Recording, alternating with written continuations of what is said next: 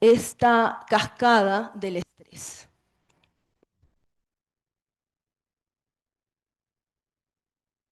Y finalmente les puse un cuadro. Bueno, no un cuadro, pero aquí está detallado cuáles son estos efectos, cuáles son las consecuencias del estrés crónico. Y tenemos los efectos físicos y los efectos psicológicos. Y entre los físicos vamos a ver todos los sistemas que están involucrados. Y en el sistema cardiovascular, pues va a haber aumento de la presión arterial, con ello riesgo de enfermedades cardiovasculares y accidentes cerebrovasculares. En el sistema endocrino, aumento de la producción de cortisol, que puede llevar a problemas metabólicos como la diabetes, la obesidad. El sistema inmunológico se debilita, lo que hace a la persona más propensa a enfermedades. En el sistema digestivo, esto es muy importante, los problemas gastrointestinales tiene mucha evidencia, el síndrome de intestino irritable o la colitis nerviosa, eh, y es importante por todo lo que les decía del sistema inmunológico, la microbiota intestinal se altera en estrés prolongado. Dolores de cabeza tensionales, dolores musculares o cualquier tipo de dolor. Y otros problemas, ¿no? Sueño, como insomnio, pero puede ser cualquier problema de sueño, disfunción sexual, caída de cabello, etc. Y los efectos psicológicos, pues ansiedad o depresión, que ya sea que puede esto desencadenar o empeorar la ansiedad y la depresión. También van a haber problemas cognitivos, la concentración, en la memoria, en la toma de decisiones, ¿no? Muchas veces la persona acude a consulta es porque empieza a ver que ya está presentando este problema, que ya no puede estudiar, que ya no puede, le está repercutiendo en su funcionalidad escolar, laboral, etcétera, y se preocupan pensando que tienen algún deterioro, pero pues básicamente si indagamos ahí en estos factores estresantes, pues vamos a encontrar que puede ser esa la causa, ¿no? No otra. Y los cambios de humor, que también son frecuentes, la ira, irritabilidad, son cambios de humor drásticos. Entonces, para que tengan en cuenta toda esta florida o variada sintomatología. Y estos son los síntomas que nosotros, o el médico, el enfermero, el psicólogo, el personal de salud, vamos a ver, ¿no? Em, Vamos a ver que los pacientes se van a presentar con una ansiedad extrema con respecto a los síntomas. O sea, van a tener una preocupación bien grave, ¿no? O sea, están muy preocupados, pueden llegar a pensar que se van a morir, que tienen cáncer, que tienen alguna cosa. O sea, tiene mucho a sobrepensar, a tener rumiaciones del pensamiento.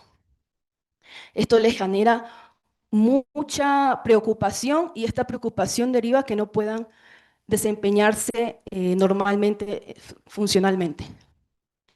Entonces, lo que les decía, ¿no? De que estos síntomas puedan ser la señal de un problema mucho más grave.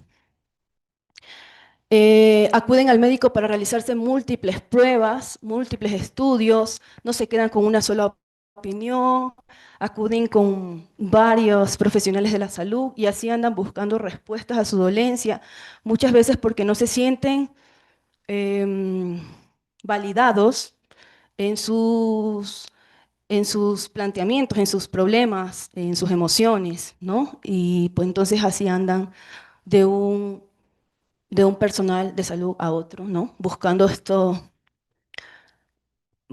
pues esta ayuda que necesitan, que requieren, ¿no? Y muchas veces, como no en el examen físico no encontramos nada, pues nos quedamos hasta ahí y ya, o sea, ni siquiera le damos una, ¿no? ¿Aló? A psicología, ¿no? Alguna derivación oportuna para seguir investigando. Entonces, por eso también es aún en énfasis en esta parte de no de validar y de no no devaluar al paciente en sus síntomas, en lo que le está quejando, porque realmente son pacientes que sufren mucho, porque muchas veces la familia en el hogar mismo los tachan de, pues, de que se quejan,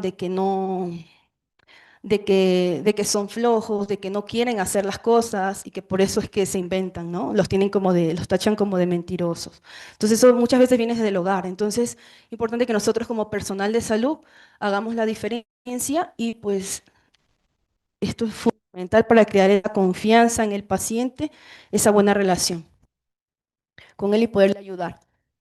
Ajá, lo que les decía, entonces el paciente siente que no se le toma, que no toma sus síntomas con la seriedad suficiente, ¿no? Em, Pasan demasiado tiempo y gastan mucha energía lidiando con estas inquietudes médicas, se ponen a buscar mucho en internet y ya cuando se presentan con el médico le traen pues todas sus hipótesis. Entonces, son pacientes que necesitan mucha contención. Em, y tienen muchos problemas para la funcionalidad debido a estos pensamientos, ¿no? Porque esto abarca todo su vida y dejan cosas importantes por andar con estos pensamientos, esta rumiación del pensamiento, este sobrepensamiento, ¿sí? Entonces, así es como se presentan estos pacientes, ¿no? Ahora sí vamos con el protocolo uno, ¿sí? El protocolo uno, bueno, vamos a ir desmenuzando poco a poco esto, ¿no? Que tienen en su guía. El primer punto dice no recete medicamentos, ¿sí? Aunque sea el médico general, ¿no? No recete, porque en estos casos, aquí en este módulo, en este tema de otros padecimientos de salud mental importantes, no es primera línea la farmacológica, ¿sí? Entonces, no se debe recetar medicamento, ¿no? El médico general o el médico de familia no debe recetar ansiolíticos, antidepresivos, hipnóticos, sedantes menos, ¿no? Nada de eso. Pues si le tiene una duda o ve que el paciente en el seguimiento no hay una mejoría, a pesar pues de todas las herramientas o las técnicas de relajación que le van a enseñar a su paciente para lidiar con el estrés de la vida diaria. Si a pesar de eso en el seguimiento ven que no hay una mejoría, que más bien estos síntomas se exacerban, que aparecen otros, que está muy diverso esta sintomatología, este paciente y este no mejora, ahí se debe referir, ¿no? Y que lo vea el especialista en psiquiatría para que em, pueda dar tal vez el tratamiento farmacológico, ¿no? Y después está además decir psicólogos menos, tampoco no, nadie puede prescribir medicamentos que no sean médico y pues como les digo, médico general no debe prescribir medicamentos, sino el especialista. A diferencia de la depresión, que si ya pues por ejemplo, bueno ya vieron el tema, ¿no? Pero si usted ya hacen un diagnóstico o tienen una sospecha diagnóstica, una depresión moderada grave, se puede iniciar un ISRS, que es la primera línea de tratamiento, hasta que lo vea el psiquiatra. Eso sí, pero en este caso no. No dar medicamentos, menos es más. ¿Por qué? Porque pueden exacerbar sintomatología, pueden generar más daño que bien. Estas cosas que son placebos, ¿no? Vitaminas, inyecciones de vitaminas o otras cosas, pues a veces los pacientes son muy insistentes y sí, vienen y quieren que les ponga algo porque se sienten muy fatigado, muy cansado y que necesitan su suero de vitaminas porque así los han acostumbrado otros médicos. No hagan eso. Es difícil ir contracorriente, pero si ustedes les dan otras estrategias, siempre voy a hacer hincapié por la salud mental de poder reforzar, fortalecer, crear estos recursos internos, más que los externos queden en segundo plano. Fortalecemos los recursos internos. Si ustedes no lo saben como médico general, bueno, lo van a aprender acá, uno que otro, pero si no, vayan, también hagan refieran a psicología y tengan su trabajo en conjunto con el psicólogo que le pueda dar estas herramientas, que pueda trabajar con el paciente en fortalecimiento de estos recursos internos, em, de esta manera en que afronta, ¿no? Eso es lo más importante. Pero para todo esto es importante tener una buena comunicación con el paciente, explicarle, ¿no? Porque si ustedes simplemente se limitan a solo dar una consulta, que yo sé que en el sector público es difícil, ¿no? Y que las consultas están limitado el tiempo, pero, pero es importante darle un seguimiento, por ejemplo, más pronto, ¿no? Si podemos hacer estas excepciones con estos pacientes que ameritan tener un acercamiento, un seguimiento más, en menos tiempo, para poderle enseñar todas estas estrategias, para poderle enseñar a respirar, para poderle enseñar a lidiar con sus problemas poco a poco, ¿no? Y eso le va a ayudar más, le explicamos al paciente que eso le va a ayudar más que estas otras cosas que pues no tienen una evidencia y pues no, solamente es un placebo. Entonces, esos dos puntos importantísimos, lo farmacológico no es la prioridad. En todos los casos va a reducir el estrés y fortalecer los apoyos sociales también, ¿no? Los recursos externos. Aquí vamos con los apoyos sociales, que son los recursos externos. Eh, en parte del manejo es abordar todos esos factores psicosociales estresantes actuales, ¿no? ¿Cuáles tiene el paciente? Y trabajar con ellos, ¿no? El psicólogo, trabajar con ellos. Fortalecer los apoyos, siempre involucrar a algún familiar cercano, ver esa red social del paciente que le pueda ayudar, que se pueda fortalecer esto, ¿no? Enseñarle a manejar ese estrés mediante las técnicas de relajación y ahora vamos a ir a ver lo de la respiración diafragmática, que es algo muy sencillo y que, pues si el paciente lo pone en práctica, pues va a notar una diferencia. Los pacientes notan una diferencia de entrada cuando se les enseña a respirar bien, porque vimos que el simpático y hace que la respiración se acelere, ¿no? Entonces, esto de la atención plena, parte de la atención plena, concentrarse en su respiración, pues les va a ayudar bastante a relajarse. Y sí o sí, aquí en este curso tienen que aprender a hacer esto, o sea, aplicarlo a nosotros primero, ¿no? Como primera persona, aplicarlos en nosotros mismos para poderles enseñar a nuestros pacientes que ellos también los apliquen. Entonces ahorita vamos a hacer un ejercicio de eso. Em, Esto tenemos que hacer, ¿no? Evitar pedir más pruebas de laboratorio, más estudios, ¿no? ¿Por qué? Porque el paciente se va a preocupar. Dice, oh, no, mis sospechas son reales, sí tengo algo, por eso me está mandando a hacer esto, ¿no? Y segundo también porque ya los tienen, los pacientes ya se ha hecho, ya les han mandado, o sea, ya se sabe que no tiene. Si una buena exploración física nos revela que no hay como que un dato, entonces, ¿para qué le mandamos a hacer algo más? O sea, tampoco es prioritario esto, ¿no? Va a angustiar más al paciente. Entonces, en caso de que de todos modos se vaya a ordenar un estudio adicional, debe reducir las expectativas poco realistas. Decirle a la persona que el resultado previsto probablemente va a ser normal, ¿sí? Como esto para bajar un poco esta expectativa, esta ansiedad que tiene el paciente, de que realmente tiene algo malo. Y muchos pacientes vienen y dicen, yo tengo cáncer. Informe a la persona que no se ha identificado ninguna enfermedad grave, comuníquele los resultados normales de su examen. Eso también, muchas veces los pacientes se hacen todos los exámenes habidos y por haber.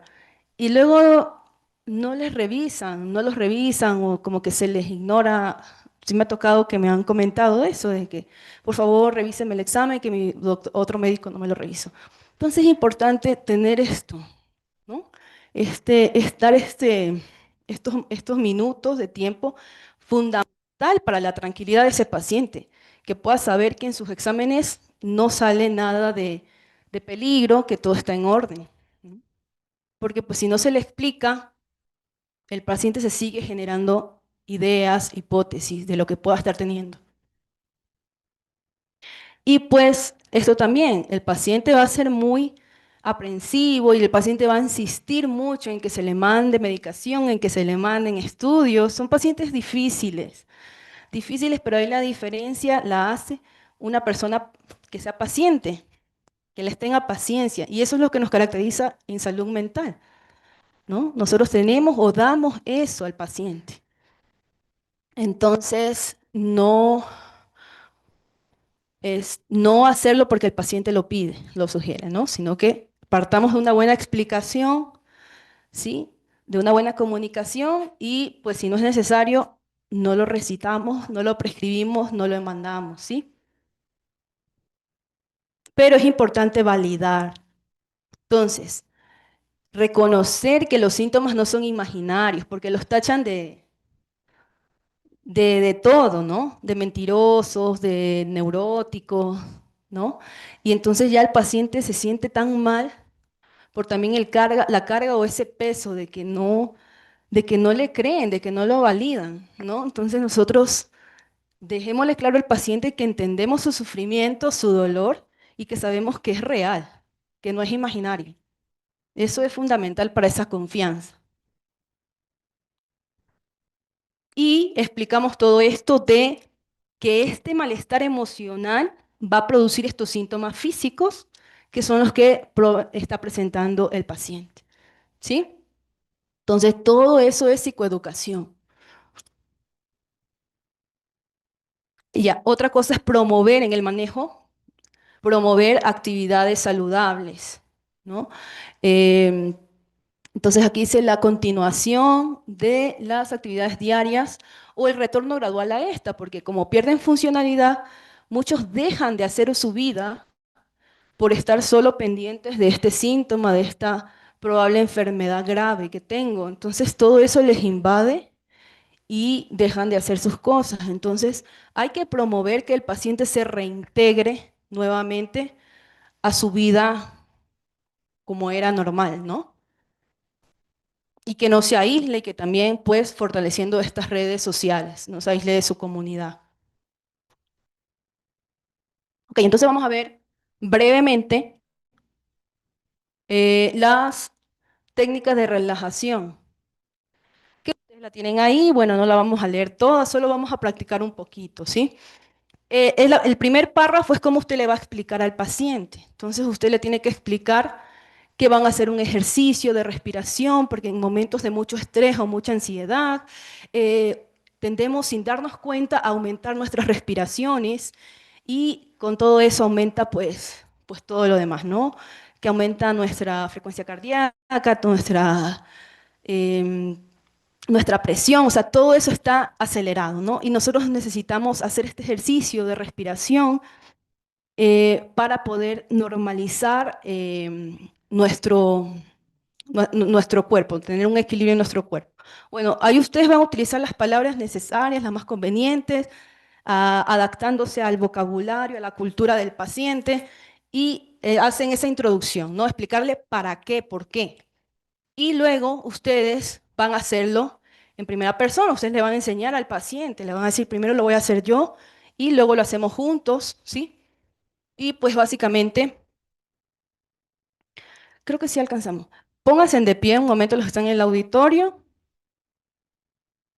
rapidito, porque esto tiene que quedar bien para que podamos darle esta herramienta al paciente, aplicarla en nuestra vida y darle al paciente también. También, Jair, ¿crees que me puedas ayudar a dejar de compartir pantalla y poner también a los participantes también para que los participantes en línea lo puedan realizar, ¿va, doctora? Sí, sí, claro. Porfas. Ahora, los que están aquí en el auditorio, ¿quién, quiénes de ustedes ya le enseñan a su paciente estas técnicas de relajación en la respiración? Mm, menos de la mitad. Perfecto, entonces, perfecto que vayamos a aprenderlos todos, porque ya les digo, los aplicamos primero con nosotros y luego ya lo aplicamos también enseñarle al paciente y darle esta herramienta fundamental. Entonces, allí también los participantes en línea. Entonces, lo primero que nos dice es que tenemos que colocar nuestra mano, una en el pecho y otra en el estómago, aquí ya en el abdomen. Pero esa es una manera, también se puede hacer que las dos manos estén en el abdomen. Y para poder ver nuestra respiración, o sea, vamos a sentir lo que sucede cuando inhalamos y exhalamos, ¿no? O sea, cuando recogemos el aire y cuando lo expulsamos. Para eso, esa es la idea de tener nuestras manos en estas zonas, en el pecho y en el abdomen, ¿sí? Y entonces lo que nos dice es que tenemos que hacer, primero antes de empezar, tratar de sacar todo el aire así, botar como que nos desinflamos. Y luego ya empezamos, inhalamos, que es hacer entrar el aire en el lapso de tres segundos. Podemos contar en la mente o lo podemos contar así, si en voz. Uno, dos, tres, mientras llenamos de aire nuestros pulmones. Por eso una mano está acá arriba, ¿no? Viendo cómo se eleva la caja torácica. Primero les doy la explicación y ahí lo hacemos, ¿ya? Y luego, en 3 segundos, inhalamos, ¿verdad? Luego mantenemos ese aire en nuestros pulmones por 2 segundos más. Y luego expulsamos o exhalamos en 3 segundos más. ¿Sí? Entonces, ahora vamos a hacerlo. ¿Va?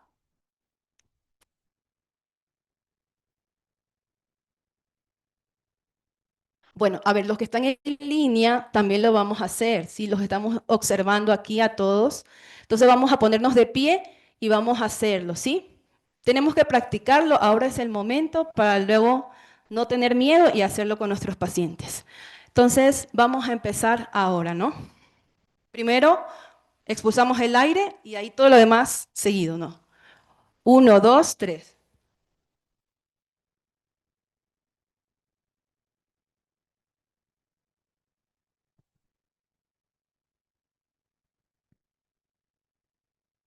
Vale, esto lo podemos hacer en alrededor de 1 minuto, ¿sí? Con ciertas pausas. Em, y ya, o sea, la idea de que sea dentro de 1 minuto es de que realmente el paciente pueda percibir cómo se va relajando. También se puede hacer sentado, ¿sí? Eh, pero bueno, tomen asiento y acá también en línea. Y si alguien me quiere compartir, alguien de los que lo aprendió, ¿no? Porque ya tenemos público que sí ya lo practica y sí lo enseña a sus pacientes. Alguien de los que por primera vez lo hace, lo practicó y que si quiere compartir alguna, ¿cómo fue la experiencia? ¿Cómo se sintieron ahorita que hicieron una técnica de relajación que venían prácticamente corriendo del tráfico? Algunos llegaron tarde, no me mienten, ¿no? Los que están, por ejemplo, en línea, ¿cómo se sintieron? Entendemos que de Más tranquilo. repente es más tranquila, de repente no somos tan conscientes de que justo puede que estemos en un nivel muy acelerado, ¿no? Y los otros nos dicen, oye, ¿estás bien? Y tú, claro, ¿no? Y estás como Speedy González, ¿no? Corriendo para todos lados. Sí. Entonces, este módulo, justo la parte importante es que ustedes puedan identificar aquello que no entra en la guía, como decía la doctora, ¿no? O sea, todo lo que no entra en la guía, métanlo aquí, ¿no? Aquí debe de estar. Porque incluso, fíjense, algo curioso con estos pacientes y en las unidades de salud se van a dar cuenta que es la típica señora, señor, que ya conoce toda la unidad, que hasta llega y lo saluda, hasta sabe a qué hora desayunan, se sabe todos los nombres. Si tú eres nueva, te dicen, ay, eres nueva, ¿verdad? No te había visto, ¿no? Entonces, sí, le suena, ¿no? Entonces, justo por eso es que es importante que veamos este módulo, porque son esas personas las que googlean, ¿no? Síntomas tal, y ya empiezan cáncer de pulmón, cáncer de próstata, y dices, es que eres mujer. O sea, no podías tener eso, ¿no? Y son estos como a veces sin razones, pero la gente dentro del discurso lo que quieren es ayuda, ¿no? Pero como no logran identificar que es algo mental, pues lo avientan en alguna parte del cuerpo, ¿no?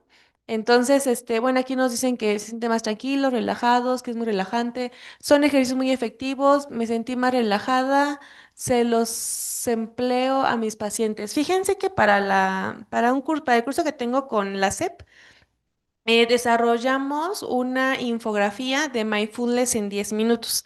Entonces, se las voy a facilitar también en los materiales para que la puedan leer, la puedan implementar. Sé que de repente aprender estas nuevas técnicas es un poco complicado, pero si las empezamos a hacer nosotros, va a ser más fácil que la podamos explicar a la otra persona, ¿va? Entonces, es parte de la información que con todo gusto les podemos compartir. Gracias, doctora. Bueno, dicen que se sienten más tranquilos. Sí, bueno, muchas gracias a todos por su participación. Realmente sí, o sea, la vida diaria es muy acelerada, ¿no? Para todos. Entonces, no, nosotros respiramos en automático. ¿Quién le va a estar prestando atención a su respiración? Entonces, cuando estamos alterados, no nos damos cuenta que tenemos esa respiración acelerada. Entonces, este ejercicio es parte de la atención plena. De hecho, se puede inicien con esto para luego poder tener más, sentir otras partes de su cuerpo, porque esa es la atención plena. Pero empecemos con la respiración, hagámoslos, practiquémoslos, porque básicamente es durante un minuto, ahorita lo hacemos muy rápido, pero hágalo en su casa este ejercicio para que luego lo puedan llevar a sus pacientes, ¿no? Durante un minuto, descansan un minuto y lo vuelven a hacer otro minuto, y así sucesivamente. Un minuto de ejercicio, un minuto de descanso. Bueno,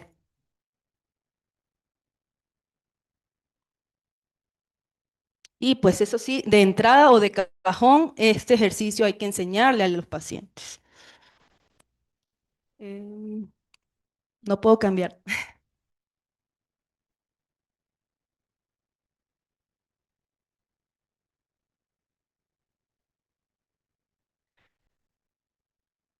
Vale.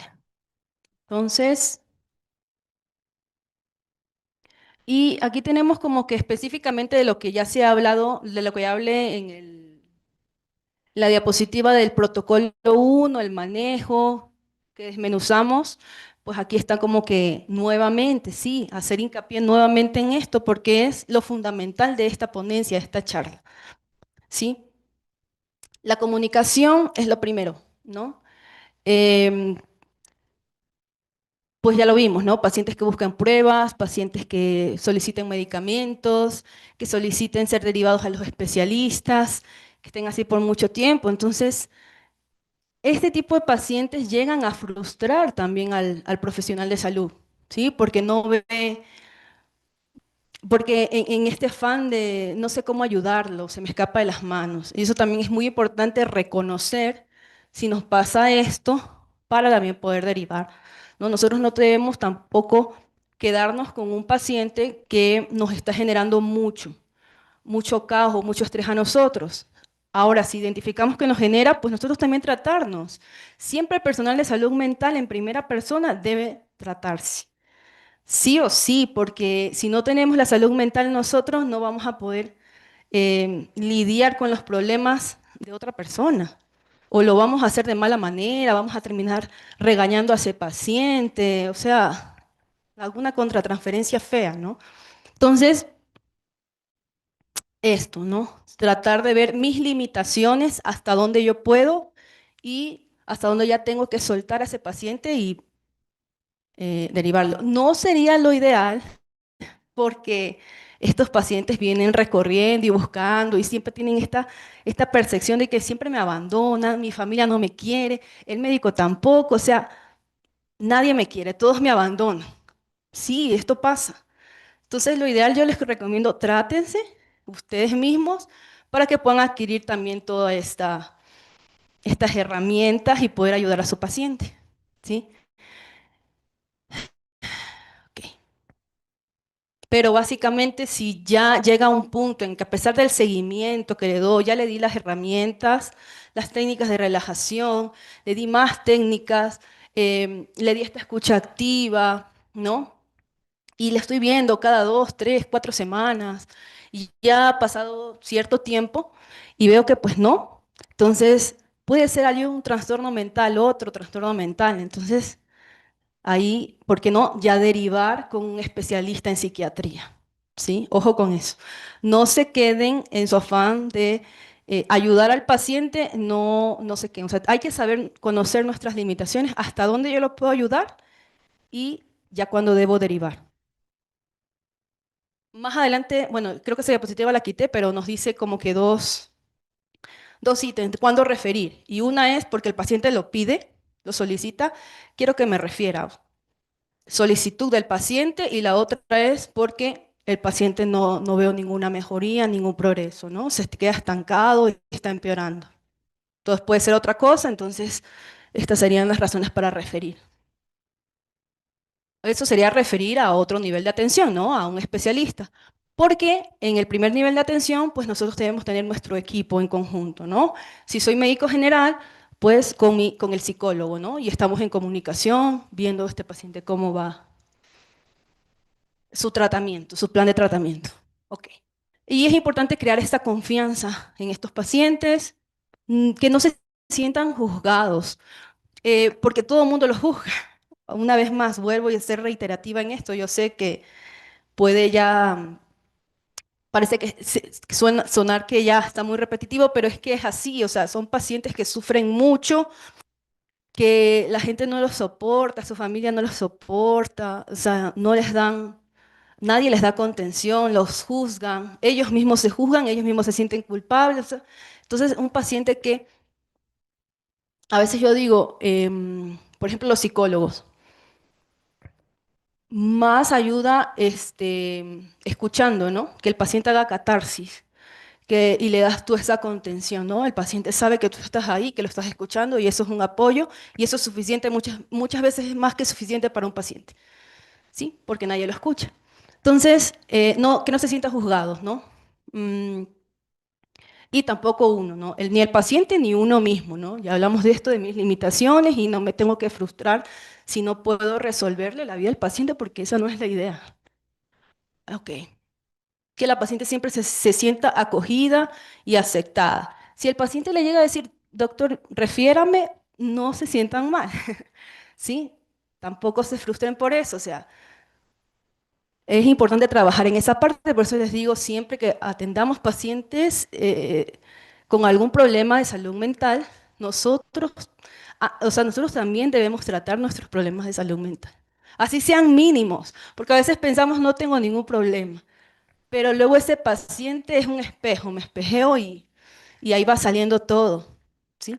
Entonces sí es importante que ustedes también reciban una ayuda. La escucha activa que les decía, con mucha atención. El reconocimiento de que los síntomas son reales, no imaginarios, y estás conscientes de nuestros sentimientos en caso de estar frustrado, ¿no? Todo eso. Es muy importante. El evitar dar medicamentos, ya lo dijimos, menos es más, entonces si otros lo han venido haciendo y otros han mal acostumbrado al paciente y le dan lo que el paciente pide, pues no, así no es. O sea, también nosotros como médicos debemos poner nuestros límites, ¿sí? Y eso es, y eso es parte de nuestra ética también profesional. ¿No? Y lo que les decía, pueden tener efectos secundarios que son, pueden ser significativos y construir a mantener a esta persona mal, ¿no? En el abordaje psicosocial debemos priorizar todas las necesidades que tiene el paciente y manejarlas, solución de problemas, ¿no? Entonces, en eso hay que trabajar mucho, hacer hincapié en esta parte de trabajar eso, eh, porque los pacientes se cierran y no encuentran una salida a sus problemas. Entonces, esta persona que es un médico le va a ayudar, no se la va a dar en bandeja de plata las soluciones, esa no es la idea. La idea es que el paciente, en conjunto con su médico o su psicólogo, pues vaya viendo estas soluciones. Esto es muy importante, ¿sí? El paciente debe salir de una consulta, pues si ya nos toca en algún momento referirlo, pero que ese paciente haya podido ver alguna solución a sus problemas, a tener algún avance más, ¿sí? Y a veces es difícil porque hay pacientes muy inflexibles cognitivamente, trastornos de personalidad. Y entonces no se dan cuenta, pero ahí es llenarse de mucha paciencia y mucho trabajo, un trabajo constante con ese paciente, pero hasta la medida de nuestras posibilidades, limitaciones nuestras y las limitaciones del paciente. Pero sí es importante ir viendo soluciones. Ujú. Por lo general vienen con este pensamiento muy pesimista de no puedo hacer nada, eso no tiene solución, muy absoluto, ¿no? No soporto esta situación. Entonces, ya con este seguimiento que nosotros le damos, pues este paciente, esto van a ver que debería ir mejorando paulatinamente y el paciente ir viendo un poquito más de soluciones a estos problemas. Ajá, pero primero hay que identificar, ¿no? ¿Cuál es el problema? Y vamos priorizando los problemas que va teniendo el paciente, ¿no? Y se le pregunta qué es lo que en específico le está molestando, para poder ir viendo la lista de problemas que tiene el paciente y poder ir trabajando en ello. Y siempre es la intervención activa del paciente, o sea, yo no le voy a dar la solución, él las va a ir descubriendo. ¿Qué podrías hacer para solucionar el problema? Sí, obviamente este trabajo es un poco más adelante, al principio las técnicas de relajación, poco a poco, ¿no? Hasta que el paciente esté preparado, poder aguantar esto, ¿no? Por eso también los puede sobrecargar. Entonces, de entrada no se recomienda ahondar en esto, sino en unas 3, 4 citas de seguimiento, ¿sí? Ir trabajando en los problemas y identificar los problemas y las soluciones. Que el paciente vaya generando esto. Al principio se van a quedar callados, no van a saber qué decir, porque ven el panorama desolador, pero con las citas constantes, ¿no? Em, se puede llegar a esto. Entre más soluciones, va a ser mejor. Entonces, ¿cuál te convendría de estas elegir? Tomamos en cuenta ventajas y desventajas, ¿no? Hacemos que pues se vaya dando cuenta, se vayan abriendo todo esto que está cerrado, este pensamiento, ¿no? Hacia una sola idea que está ahí, ¿no? Estoy muy enferma y me voy a morir, ¿no? Entonces tenemos que sacar de ese estatus al paciente para poder ver estas soluciones en su vida. Elige tu solución y pregúntate, ¿cómo la voy a llevar a cabo? Entonces hay que hacer reflexionar mucho al paciente. ¿Cómo me fue con la solución? Y esto es importante, eh, ir revisando si ha puesto en práctica esta solución y qué tan satisfecho se encuentra. Y eso es importante que sí le hagan esta escala, es muy útil. Del 1 al 10, si me puede decir qué calificación le pones a la solución, ¿sí? Y pues ahí vamos viendo, ¿no? Esta satisfacción que va teniendo el paciente. Y así se va haciendo esta consulta más dinámica. Y realmente el paciente percibe que hay un interés realmente genuino en ayudarle a sentirse mejor. Y el paciente ya después va a dejar de pedir medicamentos y otras cosas que no le van a servir como esto. Apoyo familiar o social, nuevamente hacer hincapié en esto. em, Identificar e involucrar a los miembros más solidarios de la familia, según sea apropiado. Muchas veces las dinámicas, bueno, es muy frecuente que las dinámicas familiares estén ahí malas, o sea, no. Pero si hay algún familiar, por eso se le pregunta al paciente, algún mejor amigo, alguien de tu familia con el que más tengas confianza, etcétera, ¿no? Para poder identificar a estas personas que van a hacer una ayuda fuera del consultorio, ¿no? Porque en el consultorio soy yo, pero fuera del consultorio, en el ámbito familiar, en el ámbito escolar, hay otras personas que em, que puedan cooperar con este paciente. Entonces, promover la participación en grupos de autoayuda, fundamental, y en grupos de apoyo familiar.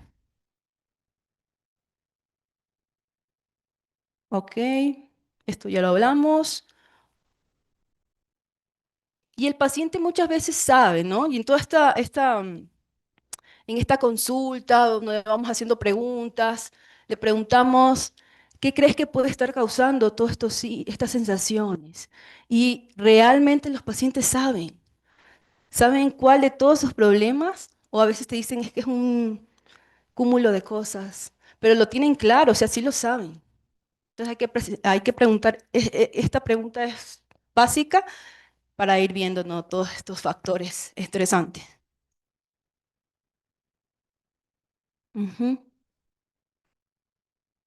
Entonces son ejemplos de cómo podemos preguntar, ¿no? ¿Qué debemos preguntar? Esto ya lo dijimos.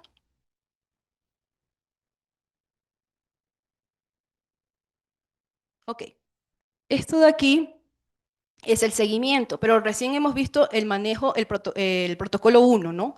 Ya ahorita vamos a ver estrés postraumático y vamos a ver el protocolo 2. Pero hasta aquí sería el seguimiento de si la evaluación de la mejoría del paciente. ¿El paciente está mejorando, sí o no, en mi seguimiento? Entonces, si sí veo una mejoría, por mínima que sea, ¿no? En esto de que yo le digo al paciente que me diga del 1 al 10 qué tanto ve que le está ayudando la solución a su problema o qué tan y me dice 5, y eso es ganancia, ¿no? Entonces, si vamos viendo esta mejoría, vamos continuando con su plan de tratamiento individualizado. Y se efectúa, se continúa con el seguimiento. Pero si no, si la persona no mejora, empeora, entonces hay que considerar la posibilidad de referir al especialista en psiquiatría, ¿sí? Ténganlo en cuenta mucho. Las recomendaciones para la frecuencia del seguimiento o el contacto con el paciente, por lo general 2 a 4 semanas, ¿sí? Sobre todo las primeras consultas, si pudieran ser 2 semanas, en un mundo ideal, ¿ya? Pero entre 2 a 4 semanas sería lo ideal que sean esos primeros seguimientos. Yo sé que es más, o sea, que esto sí se lo hace en la práctica del ejercicio privado, más bien en las instituciones públicas es más difícil, pero pues para que ustedes sepan, es mejor así para darle un seguimiento. Este seguimiento va a fortalecer esa confianza, ese vínculo. Entonces es fundamental que no sea tan espaciado, ¿no? Aquí está lo que podemos hacer en el seguimiento. Preguntamos siempre sobre su estado de salud, cómo se ha sentido, cómo van con estos síntomas. Lo ideal es que tengan ustedes todo, o sea, que puedan anotar o puedan tener, ¿no?, en su historia clínica los síntomas que aquejan al paciente. Entonces vamos preguntando en el seguimiento de estos síntomas. Si no han aumentado, si han disminuido, si han aparecido nuevos síntomas, cómo va con los estresantes psicosociales, ¿no? Todos esos factores o todas esas causas que el paciente me verbalizó que pueden estar condicionando esos síntomas, pues si se mantienen, si se han quitado algunos, si han aumentado otros. Entonces, de los síntomas y de los factores estresantes, preguntamos. Sigan siempre en los seguimientos, seguimos preguntando o seguimos discutiendo sobre las soluciones que el paciente le quiere dar a estos problemas que ya tenemos identificados. Siempre vamos trabajando en las soluciones, ¿sí? Trabajamos en las soluciones. Em, si debemos considerar en lanzar otros recursos de apoyo disponibles, evaluar el progreso y referir según sea necesario, ¿sí? Este es el protocolo 2. Cuando ya estas personas tienen otros síntomas, em, pero son personas que están expuestas, aquí hay una exposición a factores estresantes extremos, que la guía nos dice que, por ejemplo, son estos de violación, violencia física, sexual, psicológica, todos los tipos de violencia, accidentes graves, catástrofes naturales y todos los tipos de duelo. Ok. Entonces, em, vamos viéndolo aquí más desmenuzado, el duelo. Pues el duelo es un sufrimiento emocional que sienten las personas después de una pérdida, ya sea de un ser querido o de algún otro tipo de pérdida física, material. Eh, y es una reacción normal, natural, que normalmente debe remitir espontáneamente. ¿Alguien me puede decir aquí cuánto es el tiempo considerado como máximo para un duelo normal? ¿Están de acuerdo? ¿Alguien tiene otra respuesta? Lo máximo. Bueno, si no lo escucharon, 24 meses me dijeron acá. Son 2 años, sí. Eso es lo máximo. Porque si no, ya estaremos hablando de un duelo prolongado, que puede ser complicado, ya un duelo patológico, ¿sí? Pero normalmente, en lo que ustedes me dijeron, de 6 meses, es ese tiempo donde por general se va resolviendo ese duelo, ¿no? De 6 meses a un año. Pero es válido hasta 2 años. Ya después de 2 años, pues ya algo está pasando ahí, ¿ya? Entonces, la intensidad y duración de los síntomas pueden generar la búsqueda de una atención. ¿Sí? Es importante tenerlo en cuenta, pues no todas las personas que tienen una pérdida solicitan ayuda, ¿no? Pero esto sí condiciona que busquen esta ayuda. La intensidad de estos síntomas que le aquejan, ya sea emocionales, ¿no? Y ya que se está prolongando, y siempre evalúen aquí, pues lo que les decía, ¿no? La funcionalidad. Ya me está causando o me está repercutiendo en mi funcionalidad. La intensidad de las emociones, la duración y la resolución del mismo depende de factores propios, ambientales y sociales. Siempre vamos a buscar todos estos factores. Los propios, el afrontamiento, ¿no? Eh, Ambientales, pues las circunstancias psicosociales, todo esto. Es un proceso esperado, pero doloroso e incapacitante. Entonces, por lo general, pueden acudir muchas personas a buscar atención en salud mental por duelo. ¿Cómo entonces vamos a abordar el duelo? Eh,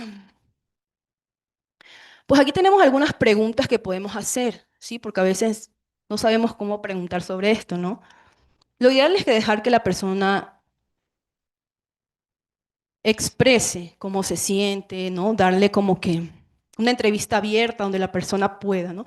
Pero si ya el paciente, pues, ya se está quedando mucho en esto en este silencio, sí le podemos ayudar con con preguntas específicas, como las tenemos aquí. Primero, para abordarlo, hay que preguntarlo, ¿no? Si ha sufrido alguna pérdida reciente, ¿no? Menos de en los últimos 6 meses le preguntamos, pero le podemos preguntar de más tiempo, porque a veces vienen gente que vienen arrastrando duelo tras duelo tras duelo. Entonces hacemos estas preguntas, ¿cómo le ha afectado la situación, ¿no? En todos los ámbitos de su vida, en su casa, cómo está de dinero, etcétera, ¿no? Que nos da aquí como ejemplo. Y generamos ese diálogo de confianza. Nunca presionar al paciente para que hable, pues si no quiere hablar, perfecto, respetamos su silencio y acompañamos en el dolor. Que todo el tiempo el paciente se pueda sentir apoyado, acogido, ¿sí? No presionado a hablar. Que esto no se vuelva algo mecánico de, pues le voy a hacer todas estas preguntas porque necesito información y necesito completar mi historia clínica. No, no. O sea, cada paciente se le debe respetar en su tiempo, en su proceso. Eh, y bueno, aquí tenemos unos síntomas importantes de duelo, ¿no? Para que los tengamos en cuenta. Y ya les decía, ¿no? Lo del abordaje del duelo en el inicio de los síntomas, que después de esta pérdida empezaron estos síntomas. Antes no los tenía, o sea, sí tiene que ver con esto, con este estresor. La pérdida generó esta sintomatología en el paciente. Antes no tenía estos síntomas, ¿ya? Entonces tiene esta relación. La temporalidad, pues vamos viendo, ¿no? ¿Qué tiempo? Lo que ya dijimos, ¿no? 6, 12, 2 años. Perdón, 6 meses, 12 meses, un año. 2 años. La funcionalidad. Siempre.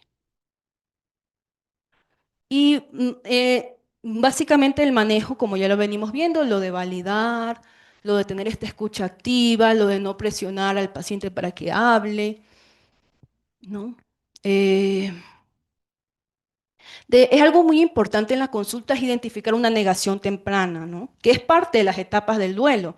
¿Alguien sabe aquí las etapas del duelo?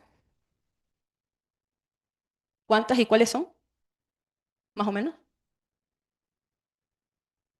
Sí, 5. Otra literatura dice 7, pero 5 es la más. Bueno, entonces la primera es negación. Entonces identificamos la negación temprana. Esto no está sucediendo. Es un mecanismo de defensa del paciente. Y pues hay que validar, ¿no? Y validar y acompañarle. Esto es importante, orientar a la persona en cuanto a las reacciones que son comunes después de una pérdida, ¿no? Y aquí nos pone un ejemplo cómo lo podemos hacer. Entonces, si quieren, tómenle una foto y vamos a hacer. Entonces, le indicamos al paciente de que está bien toda esta expresión que tiene de sus emociones, que reprimirlas más bien sería contraproducente y le dañaría, ¿no? Y que está bien llorar, que es válido llorar, que lo debe llorar ahora, en que es el momento.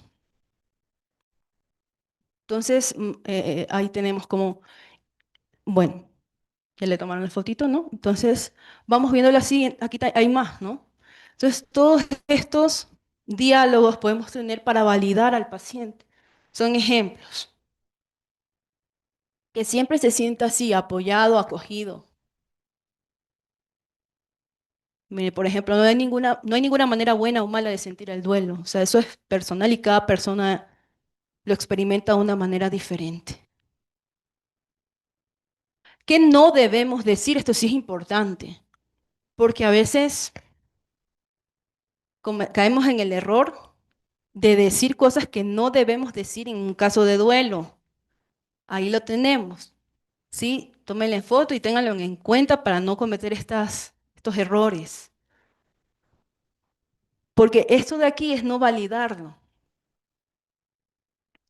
Ya no estés triste. O sea, uno no tiene que decirle cómo debe sentirse o no. Uno debe respetar ese duelo y ese proceso. O sea, de entrada ahí eso está mal.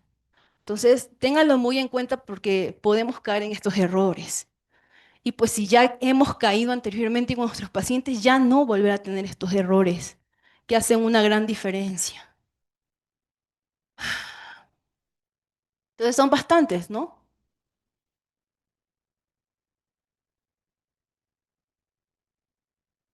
Y es importantísimo en este manejo de las personas que atraviesan un proceso de duelo que nos centremos en el manejo de tres ejes, su cuidado.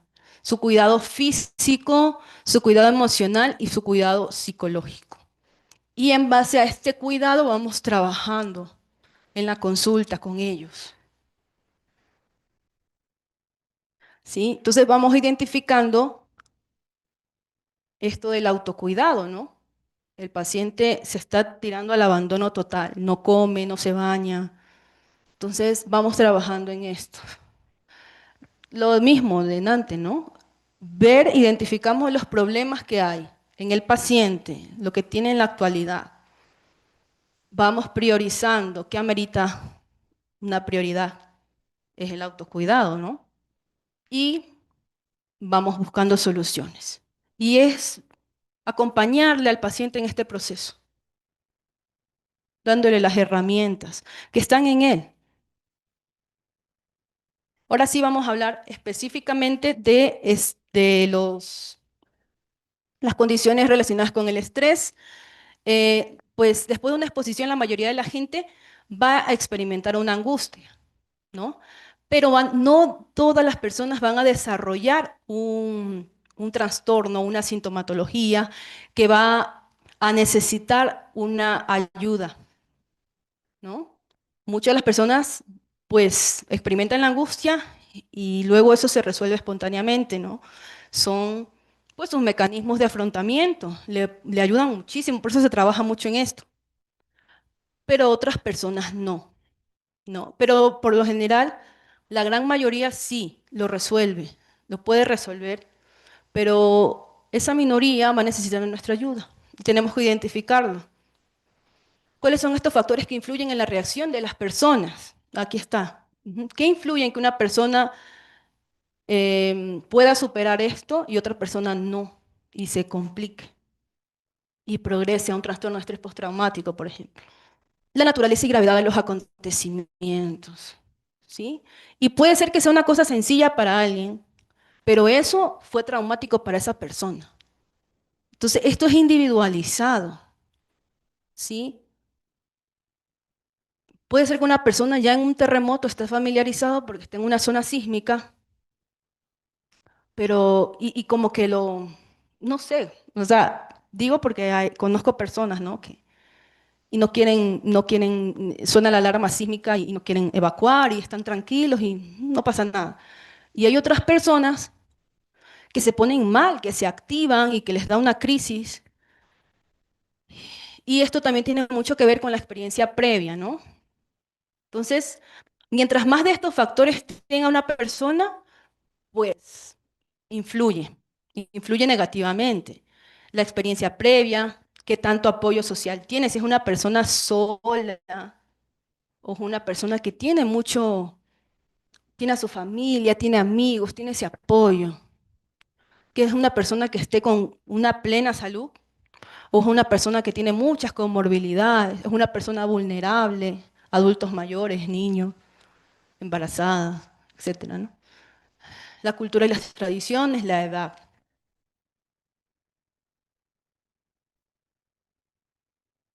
Entonces son los tipos de condiciones después de la exposición a factores estresantes extremos. Dos tipos. Uno, los problemas y trastornos que son más probables de ocurrir después de la exposición a factores estresantes extremos. ¿Cuáles son estos? Pues lo que ya hemos visto en la guía. Estos trastornos mentales prioritarios, más frecuentes trastornos depresivos, le sigue psicosis, trastornos de conducta, sobre todo en niños, adolescentes, consumo de sustancias, autolesión, suicidio, ¿no? El otro tipo, los problemas y trastornos que requieren la exposición a factores estresantes extremos. ¿Cuáles son estos? Síntomas significativos de estrés agudo, vamos a verlo. El trastorno de estrés postraumático y nos habla también de dolor y trastorno de aflicción prolongada, el duelo, un duelo prolongado, ¿no?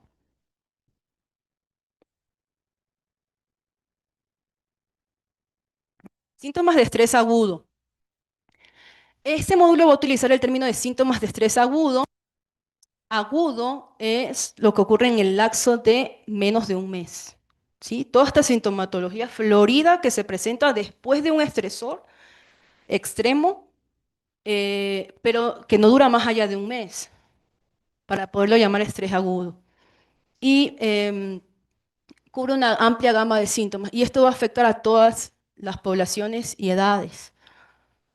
Eh, Aquí tenemos ejemplos: ganas de llorar, sentirse asustado, enojado, culpable, o sea, las emociones a flor de piel, ansiedad o dificultad para dormir. Esto es muy importante. En la valoración, muchas veces pacientes que vienen por insomnio o algún trastorno del sueño, pregunten pues estos estresores, algún estresor que esté involucrado en esto. Y no solamente es insomnio, puede ser cualquier trastorno del sueño, ¿no? Reacciones físicas como la hiperventilación. Eso es cuando respiramos aceleradamente, nos hiperventilamos. Y eso hace que haya menos oxígeno que llegue a nuestro cerebro y nos podemos desmayar, ¿sí? Entonces, por eso es importante respirar profundamente. Entonces, básicamente estas, ¿no? Como que son las más detalladas. Si ellos dañan el funcionamiento del día a día o si la persona busca ayuda para ellos, pues entonces son síntomas significativos de estrés agudo. ¿Sí? Siempre ver esta parte de la funcionalidad. Ahora, para hablar de estrés traumático, postraumático, tenemos tres grupos de síntomas. Rápidamente los vamos a ver. Tenemos síntomas de reexperimentación, síntomas de evitación y síntomas relacionados con un mayor sentido de una amenaza actual. Ahora los vamos a desmenuzar un poco. ¿Cuáles son estos síntomas de reexperimentación? Hay una memoria intrusiva. Esto es son pensamientos que vienen a la mente, no es algo deseado. Por lo general se manifiestan como algo vívido, causa un intenso miedo o mucho miedo. Ujú. Los flashbacks o reviviscencias del episodio en el que la persona cree y actúa por un momento como si ellos están de vuelta en ese momento. Por eso son síntomas de reexperimentación, ¿no? Está viviendo nuevamente todo eso, físicamente y emocionalmente, lo cual genera muchísimo malestar al paciente. Los sueños terroríficos, aquí hay pesadillas o sueños vívidos de, por ejemplo, un accidente donde perdió la vida un familiar y vimos morir a alguna persona, o sea, lo que sea, ¿no? Entonces, soñar con eso. Por lo general son síntomas de reexperimentación para que lo pregunten. Síntomas de evitación.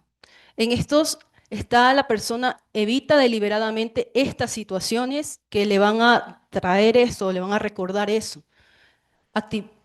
Situaciones, actividades, pensamientos o recuerdos. Entonces, una persona puede, por ejemplo, no querer entrar a un coche después de un accidente de tránsito, ¿no? No se quieren subir a un coche. Em, Evitan pasar por algún lugar que les recuerda algo traumático. Evitan personas, ¿no? Abusadores. No quieren tener contacto con esas personas. La persona puede desear no hablar sobre el evento en una primera instancia, ¿sí? Es muy delicado esto del trastorno de estrés postraumático, bueno, síntomas de estrés postraumático, de probable estrés postraumático. Entonces sí les voy a hacer mucho hincapié en que si ya la persona conocemos, nos ha comentado que ha habido uno o varios estresores o eventos traumáticos a lo largo de su vida, así la veamos que está como si nada, pues preguntemos estos síntomas, si los tuvo en el pasado o si los tiene en la actualidad. Y si los tuvo en el pasado, ¿qué tiempo? O sea, hagamos toda una investigación de esto. Y por último, los de hiperalerta. Síntomas relacionados con un sentido mayor de amenaza actual. Estos se muestran dos tipos de síntomas relacionados con este sentido de la mayor amenaza actual. La hipervigilia o estado de hiperalerta. Es una exagerada preocupación y el estado de alerta ante el peligro. Por ejemplo, la persona es mucho más vigilante en público que otras personas, ¿no? Estar en un lugar donde hay muchas personas, hace que esta persona no pueda estar tranquila, está muy alerta.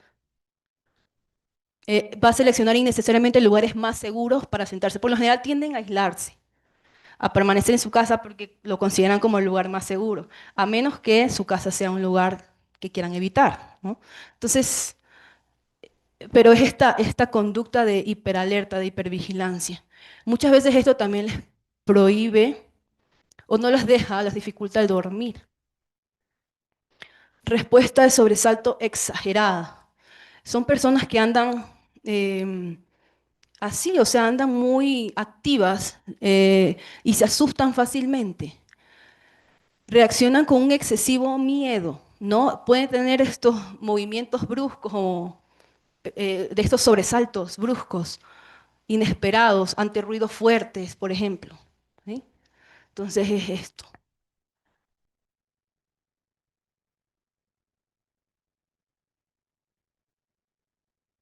Las características asociadas a un trastorno de estrés postraumático en todas las edades, ansiedad, depresión, ira. Es muy frecuente que el trastorno de estrés postraumático tenga su comorbilidad, la depresión, algún trastorno depresivo, algún trastorno ansioso. Las comorbilidades son muy frecuentes. Em, estos pacientes con quejas sin explicación médica, si tenemos, por ejemplo, por eso tenemos que preguntarlo, ¿no? Porque podemos estar ante un caso de estos y que no mejora el paciente. Estos pacientes de ley deben referirse a psiquiatra, porque deben recibir tratamiento. La gravedad de los síntomas hace que necesiten medicación. Bien. No voy a ahondar mucho en los niños porque ustedes ya vieron el tema con niños y pues nosotros tratamos adultos por lo general. Ay. Esto de los primer apoyo psicológico, no solo para psicología, también para médicos generales, trabajadores sociales, enfermería, todas las personas pueden dar un primer apoyo psicológico. Sí, también hay en la OPS, en la página de la OPS hay un curso de esto, de primeros auxilios psicológicos. Lo pueden tomar y les va a beneficiar mucho en su práctica de salud mental. Se los recomiendo mucho. Y básicamente todos estos parámetros que tiene este primer apoyo psicológico para las personas. Y bueno, ya hablamos de esto, ¿no? O sea, hacer hincapié nuevamente, hay aún más en estos casos donde hay factores de estrés extremo, aún más. Entonces vamos a buscar estas fortalezas en el paciente, en la persona. Ah, ya, esto es importante aquí, el manejo del insomnio. Cómo nosotros en primer nivel de atención vamos a manejar el insomnio. Y siempre primero es las medidas de higiene del sueño, que yo creo que todos deben tener aquí dominio, conocimiento de esto, porque esto es lo que podemos aportar en el primer nivel de atención, ¿no? Porque más que un tratamiento farmacológico que yo sí ya debería ir a un especialista, es esta, la primera línea, ¿no? Y con estas medidas de higiene del sueño muchas veces sí mejora este sueño. Entonces, bueno, primero descartemos causas físicas, porque a veces hay unas condicionantes que se escapan de las manos, ¿no? Y eso sí es común, ¿no? En algunas zonas que los vecinos hagan mucho ruido, música, etcétera, ¿no? O pacientes que tengan algún tipo de enfermedad o alguna otra queja física que esto les esté interrumpiendo el sueño. Primero hay que ver eso. Y se debe pedir a la persona explicación del por qué el insomnio puede estar presente, qué